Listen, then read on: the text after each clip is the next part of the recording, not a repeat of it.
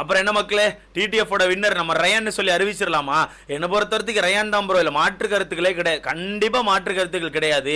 அவன் பயங்கரமாக லீடு வச்சுட்டு வந்துட்டு இருக்கான். அது மட்டும் இல்லாமல் ஒரு டாஸ்க் விட மாட்டேங்கான் ப்ரோ. அது என்ன டாஸ்க்காக இருந்தாலும் சரி, சின்ன டாஸ்க்கோ பெரிய டாஸ்க்கோ என்ன டாஸ்க்காக இருந்தாலும் அந்த டாஸ்கில் தனக்கான ஒரு எஃபர்ட் இருக்கணும், தனக்கு ஒரு பாயிண்ட் கிடச்சி ஆகணும்னு சொல்லி பயங்கரமாக கேமை போட்டு விளையாண்டுட்டு இருக்கான். எல்லா டாஸ்க்லையும் தனக்கான பெஸ்ட் கொடுத்துட்டு வரான் ப்ரோ. இப்போ மற்ற ஆட்கள் மாதிரி உட்காந்து பயங்கரமாக பேசிட்டு இந்த டாஸ்க் நான் சமையல் செஞ்சிருவேன்டா, அந்த டாஸ்க்ல நான் பிரித்து பறக்க விட போறேன்டா, எதுவுமே பேச மாட்டேங்க. நார்மலா டாஸ்கா என்னோட பெஸ்ட் கொடுக்கன்னு சொல்லி உள்ள வரான். உள்ள வந்து அவனுக்கான பெஸ்ட் கொடுக்கறங்க பேர்ல பயங்கரமா வச்சு தட்டி தூக்கிட்டு போறான் அப்படிங்கறத உண்மை. ஓகேவா? முக்கியமா இந்த இடத்துல அவங்க அக்காவுக்கு நன்றி சொல்லி ஆகணும். ஏன்னு கேட்டீங்கன்னா, என்ன பொறுத்தவரைக்கு அவங்க அக்கா வந்து இவனை இப்படி ஏத்தி உள்ளனா எனக்கு தெரிஞ்சு இப்படி கேம் ஆடி இருக்க மாட்டான். ஓகேவா? கண்டிப்பா இப்படி கேம் ஆடி இருக்க மாட்டா, கொஞ்சம் டல்லா போயிருந்திருக்கும். இதுல எதுக்கு போற தேங்க்ஸ்னா, ஏன்னா ஆல்ரெடி ஜெஃப்ரி எவிக்ட் பண்ணிட்டாங்களா, ஜெஃப்ரி எவிக்ட் பண்ணும்போது இவனே இவங்க அக்கா வந்து ஏத்தி விடாம விட்டுட்டு போயிருந்தான்னு நினைச்சுக்கோங்களேன். கண்டிப்பா இவனும் கொஞ்சம் டல்லா தான் ஆடி இருந்திருப்பான். டாஸ்க் பெருசா நமக்கு இன்ட்ரெஸ்டா இருந்திருக்காது. இப்பவுமே நமக்கு டிக்கெட் ஃபைனலே ஒரு மாதிரி இழுத்துட்டு தான் போகுது. ஓகேவா? டிடிஎஃப் வீக் மாதிரியே தெரியல, ஒரு மாதிரி டல்லா தான் இருக்குது. அந்த வகையில் இவன் இருக்க போய் தான் ஒரு மாதிரி லைட்டா பாயிண்ட்ஸ் எடுக்கிறான், மேலே வரான். அதை பார்த்து ஒரு சில பேர் அப்படி மேலே வர ட்ரை பண்றாங்க. இந்த மாதிரி போயிட்டு இருக்கு. ஓகேவா?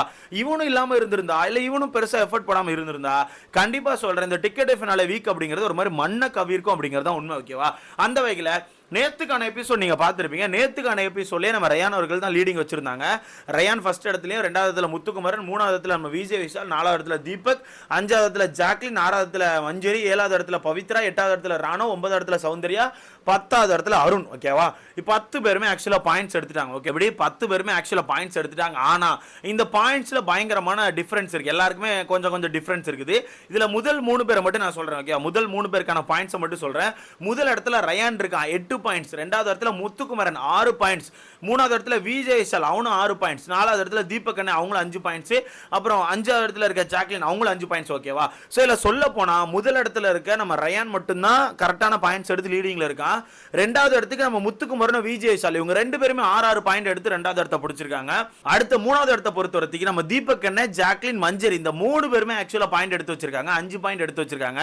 ஸோ இந்த வகையில் என்ன பொறுத்தவரைக்கும் ஃபர்ஸ்ட் பொசிஷன்ல இருக்க ரயான் மட்டும்தான் ஹை ஸ்கோர்ல இருக்கான், ஒரு 2 பாயிண்ட் லீடிங்ல இருக்கான். மற்ற எல்லாருமே 6 6 6 5 5 5 அப்படின்ற மாதிரி தான் இருக்காங்க. ஓகேவா? ஸோ எனக்கு தெரிஞ்சு இன்னைக்கான டாஸ்க் இது எல்லாமே மாற்றும் நான் நினைக்கிறேன். ஆனால் நமக்கு கிடைச்ச அப்டேட் படி இது எல்லாமே மாறலை. எப்படி இந்த மொத்தம் 6 மாறவே இல்லை, 6 மாறி இருக்கிறது 3வது இடத்துக்கு மட்டும் தான் மாறி இருக்காங்க. அப்படியே 3வது பொசிஷன் மட்டும் தான் மாறி இருக்குன்னு சொல்றாங்க. அப்ப யார் அந்த பொசிஷனுக்கு வந்திருப்பா அப்படிங்கறது ரொம்ப கிளியரா சொல்றேன். அதுக்கு முன்னாடி நான் ஏன் ரயான் இந்த இடத்துல ரொம்ப தூக்கி வச்சு பேசுறேன், அவன் ஏன் எந்த ஒரு டாஸ்கையும் விட்டு கொடுக்க மாட்டேங்க அப்படிங்கறத ரொம்ப போல்டா பேசுறேன்னா, நேத்து என்னால அந்த விஷயத்தை ரொம்ப கிளியரா கவனிக்க முடிஞ்சு. நேத்து வந்து ஒரு டாஸ்க் வச்சிருந்திருப்பாங்க, அதான் அந்த ஜாரை ஏந்திரி சுத்துறாங்களா, சட்டியை தூக்கி சுத்திட்டு இருந்தானும்ல, அந்த டாஸ்க்ல ஆக்சுவலா நம்ம முத்துக்குமரன் வந்து 5 பாயிண்ட் எடுத்திருப்பாங்க, நம்ம ரயான் வந்து 4 பாயிண்ட் எடுத்திருப்பாங்க, மூணாவதா ஜாக்லின் 3வது பாயிண்ட் எடுத்திருப்பாங்க, அப்புறம் 4வது ரீச் ஆனா நம்ம தீபக் அண்ணனுக்கு 2 பாயிண்ட் கொடுத்திருப்பாங்க, கடைசியா ரீச் பண்ண பவித்ராக்கு 1 பாயிண்ட் கொடுத்திருப்பாங்க. இந்த இடத்துல முத்துக்குமரன் என்ன நினைச்சான்னு தெரியல, மேபி முத்துக்குமரன் ஃபர்ஸ்ட் வின் பண்ண பிறகு ரயான் அந்த இடத்துக்கு வந்துக்க மாட்டான், ரயான் 2வது பொசிஷனுக்கு வந்திருக்க மாட்டான், மேபி மிஞ்சி போனா 3வது 4வது அந்த மாதிரி ரீச் ஆவான்னு நினைக்கிறேன். அப்படி ரயான் வரலனா கண்டிப்பா முத்துக்குமரன் வந்து லீடு வச்சிருப்பான். ஏன்னு கேட்டீங்கன்னா அந்த இடத்துல பார்த்தீங்கன்னா நம்ம ரயான் கிட்ட ஆல்ரெடி 4 பாயிண்ட்ஸா இருந்துச்சு. ஓகேவா? இப்படியே ரயான் கிட்ட ஆல்ரெடி வெறும் 4 பாயிண்ட்ஸா இருந்துச்சு. அப்படி 4 பாயிண்ட்ஸ் இருக்கும்போது அந்த டாஸ்கை பொறுத்தவரைக்கும் ரயான் ஒரு 4வது இடத்துல இல்ல 5வது இடத்துல வந்திருந்தா, 2 பாயிண்ட் இல்ல 1 பாயிண்ட் எடுத்திருந்தா, அதிகபட்சம் எவ்வளவு பாயிண்ட்ஸ் வந்திருப்பான், 5 பாயிண்ட்ஸ் இல்ல 6 பாயிண்ட்ஸ் தான் வந்திருப்பான். சோ எனக்கு தெரிஞ்சு அதிகபட்சம் முத்துக்குமரனும் ரயானும் ஒரே பாயிண்ட்ஸ்ல தான் இருந்திருப்பாங்க. ஓகேவா? அதை தான் ஏம் பண்ணி முத்துக்குமரன் வெயிட் பண்ணி பார்த்துட்டு தான். பட் கடைசி நேரத்தில் பார்த்தீங்கன்னா ரயான் ஒரு மாதிரி ஒரு வித்தியாசமா கேம் பிளே போட்டு அவன் 2வது இடத்துக்கே வந்துட்டான். 2வது இடத்துக்கு வந்து 4 பாயிண்ட்ஸ் தட்டிட்டான். அப்ப ஆல்ரெடி 4 பாயிண்ட்ஸ் அவன் இருந்துச்சா, இந்த 4 பாயிண்ட்ஸ் அவன் கைக்கு போய் மொத்தம் 8 பாயிண்ட்ஸ் இப்போ ஸ்கோர் போர்ட்ல முதல் இடத்துக்கு வந்துட்டான். ஓகேவா?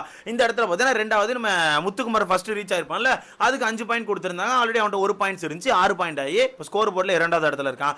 இதை பார்த்து உங்களுக்கு என்ன ப்ரோ அவன் வின் பண்ணு தோணுச்சு? இதுல என்ன ப்ரோ உங்களுக்கு தோணுச்சுன்னு கேட்டீங்கன்னா, இது மட்டும் கிடையாது. ஓகேவா? இது மட்டும் கிடையாது.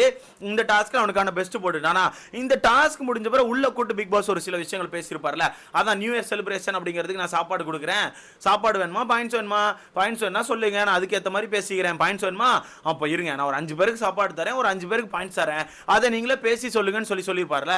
இதை பார்க்கவே எனக்கு ஒரு மட்டமான டாஸ்கா ஃபீல் ஆச்சு.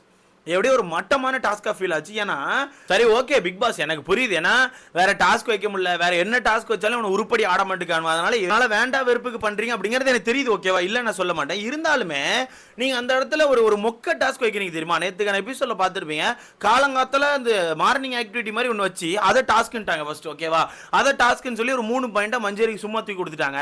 திருப்பி நைட்டு பார்த்தா பீஸா வேணுமா, பீஸா வேண்டாமா, சாப்பிடாம இருந்தா ஒரு பாயிண்ட் தரேன்னு சொல்லிட்டு இதெல்லாம் நம்ம பேசி வீட்டுக்கு ஒரு பிரச்சனை கிளப்பி விட்டுருப்பாங்க. அந்த பிரச்சனையை இவன் எப்படி கொண்டு போயிருப்பான தெரியுமா? ஒவ்வொரு பாயிண்ட் எடுத்துக்கலாம் அப்படிங்கறது இவன் எல்லாம் சேர்ந்து பேசிருக்கணும். அது பேச ஒண்ணுமே வரல. அதுல முத்துக்குமார் வந்து 2-3 பாயிண்ட் எல்லாம் எடுத்து சொல்லி எல்லாம் கொண்டு போய் கடைசியில ஆளுக்கு அரை பாயிண்டா பிரிச்சுக்கலாம். அப்படி ஆளுக்கு அரை பாயிண்டா பிரிச்சுக்கலாம். அரை பாயிண்டா பிரிச்சுட்டு உங்களுக்கு அதை முழு பாயிண்டா ஆக்கணும்னு விரும்பினீங்கன்னா பக்கத்தில் இருக்க யாரையா பிடிச்சி எனக்கு உன்னோட அரை பாயிண்டா கொடுன்னு சொல்லி கேட்டு வாங்கிக்கோங்க, வாங்கி ஒரு பாயிண்டா மாத்திக்கோங்க, அப்போ அது பார்க்க நல்லா இருக்கும் அப்படின்னு ஒரு வித்தியாசமான ஒரு கேம் பிளே போட்டுவிட்டான். அப்படியே ஒரு வித்தியாசமான ஒரு கேம் பிளே போட்டுவிட்டான். அந்த கேம் பிளே பொறுத்த வரைக்கும் பார்க்க நல்லா இருந்துச்சான்னு கேட்டா எனக்கு தெரிஞ்சு வாய்ப்புகளே கிடையாது. ஏன்னா எடுத்தடுப்புல எல்லாருமே பெரிய வள்ளல்களா மாறிட்டாங்க. என்ன பண்ண ஆரம்பிச்சாங்கன்னா, தீபகன் எடுத்தடுப்புல விஷால் இந்த என்னோட அரை பாயிண்டா வச்சுக்கோ, நீ ஒரு பாயிண்டா மாத்திக்கோ, உடனே இங்க இருந்து முத்துக்குமார் மஞ்சரி இந்த எனக்கான அரை பாயிண்ட் வச்சுக்கோ, ஒரு பாயிண்ட் ஆக்கிக்கோன்னு சொல்லி மஞ்சள் எடுத்து கொடுத்தாச்சு. நான் என்ன கேட்கறேன், மஞ்சரி தான் உங்களை கிடைக்கிற இடத்துல எல்லாம் பிடிச்சி போட்டு அடின்னு அடிச்சிட்டு இருக்காங்க, கிடைக்கிற இடத்துல எல்லாம் பஞ்சாயத்துல மாட்டி விட்டுட்டு இருக்காங்க. அது தெரிஞ்சுமே மஞ்சரிக்கு ரிட்டன் உங்களுக்கான அரை பாயிண்ட் கொடுக்குறீங்கன்னா மஞ்சரிக்கு எவ்வளவு மட்டமான ஃபேவரிசத்தை நீங்க பாக்குறீங்க. ஏன்னா சும்மாவே நிறைய இடங்கள்ல முத்துக்குமார் மஞ்சரிக்கு ஃபேவரிசம் பாக்குறான் அப்படிங்கிற ஒரு டாக் இருக்குதான் செய்யுது, ஓகேவா. அப்படி இருக்கும்போது காலில இருந்து ஏகப்பட்ட பிரச்சனை மஞ்சரி உங்ககிட்ட பண்ணதான் செஞ்சிருக்காங்க. அப்படி பண்ண மஞ்சரிக்கு நீ போய் பாயிண்ட் கொடுத்தனா இது எந்த விதத்துல எனக்கு தெரியல, ஓகேவா. அதெல்லாம் ஓகே, எல்லாரும் மாத்தி மாத்தி கொடுத்துட்டாங்க. இப்போ மஞ்சரிக்கு கொண்டு கொடுத்துட்டான், அடுத்த சௌந்தர்யா அருண் அவர்கள் கொடுத்தாச்சு, ஜாக்லின் அவர்கள் பவித்ரா கொடுத்தாச்சு. ஆனா இந்த இடத்துல ரயான் மட்டும் தனக்கான அரை பாயிண்ட விட்டே கொடுக்க மாட்டேங்கான். ரயான் ராணோ 2 பேரும் தான் அடுத்த மோதிட்டு இருக்கானு. மோதிரானோ நைட்டு ஃபுல்லா மோதிக்கிட்டே இருக்கானு, ரொம்ப நேரம் மோதிரானோ, ரயான் விட்டே கொடுக்க மாட்டேங்கான். இங்க தான் எனக்கு ஒரு விஷயம் தெரிஞ்சு, அரை பாயிண்டா இருந்தாலும் அது ஒரு பாயிண்ட், அரை பாயிண்டா இருந்தாலும் ஒரு பாயிண்ட், அந்த பாயிண்ட ஒரு பாயிண்டா மாத்துறதுக்கு ஒரு வழி இருக்குது. அந்த வழிக்கு நம்ம போராடலாம்னு சொல்லிட்டு உட்கார்ந்து ரயான் போராடினா தெரியுமா, அந்த விஷயத்தை பார்க்கும்போது எனக்கு ரொம்ப பிடிச்சி போச்சு. ஏன்னா ஏதோ ஒரு வகையில் அவங்க அக்கா ஒரு விஷயத்தை சொல்லிட்டு போயிட்டாங்க, விட்டுறக்கூடாடா தட்டி தூக்கடா அப்படின்ற மாதிரி ஏதோ ஒரு விஷயத்த சொல்லிட்டு போயிட்டாங்க. சொன்ன அந்த விஷயத்துக்காண்டி இவன் உட்காந்து போராடுறான் தெரியுமா, அந்த விஷயத்தை பார்க்க நல்லா இருக்கு ப்ரோ.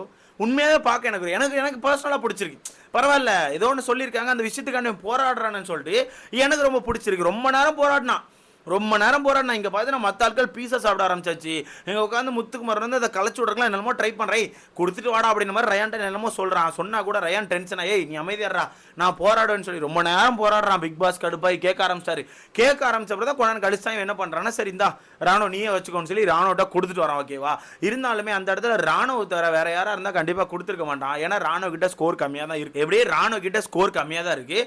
அதனால் மட்டுமே ராணோட்ட கொடுத்துட்டு வந்துட்டு அவன் பாட்டு சாப்பிட ஆரம்பிச்சான். இங்கே தான் எனக்கு ஒரு விஷயம் தெரிஞ்சு, அரை பாயிண்டா இருந்தாலும் ஒரு பாயிண்டா இருந்தாலும் நின்று போராடுறான்ல, மற்ற எல்லாரும் சும்மா சாப்பிட போறேன் அதுக்கு போறேன் இதுக்கு போறேன்னு சொல்லி கிளம்புனாங்கல்ல, ஆனா இவன் கிளம்பல. அந்த விதத்துல என்ன பொறுத்தவரைக்கும் இவன் இந்த டிக்கெட் ஃபினாலேக்கு ஒரு டிசர்வான பர்சனை நான் பாக்குறேன்ப்பா. என்ன பொறுத்தவரைக்கும் நான் ஒரு டிசர்வான பர்சனை தான் நான் கவனிக்கிறேன். ஸோ உங்களுக்கான கருத்துன்னு சொல்லி மறக்காம கமெண்ட்ல போடுங்க. மொத்தத்தில் எல்லா டாஸ்க்கையும் அடி பிரித்து விளாண்டுட்டு இருக்காங்க. ஸோ இன்னைக்கான எபிசோட பொறுத்த வரைக்கும் ரயான் அவர்கள் தான் லீடிங்னு சொல்லியிருக்காங்க. முதல் இடத்துல ரயான் தான் இருக்கானா, 2வது இடத்துல எனக்கு தெரிஞ்சு முத்துக்குமார் இல்லைன்னா விஜய் சால் 2 பேரில் யாரோ ஒருத்தர் இருப்பாங்க நான் நினைக்கிறேன்.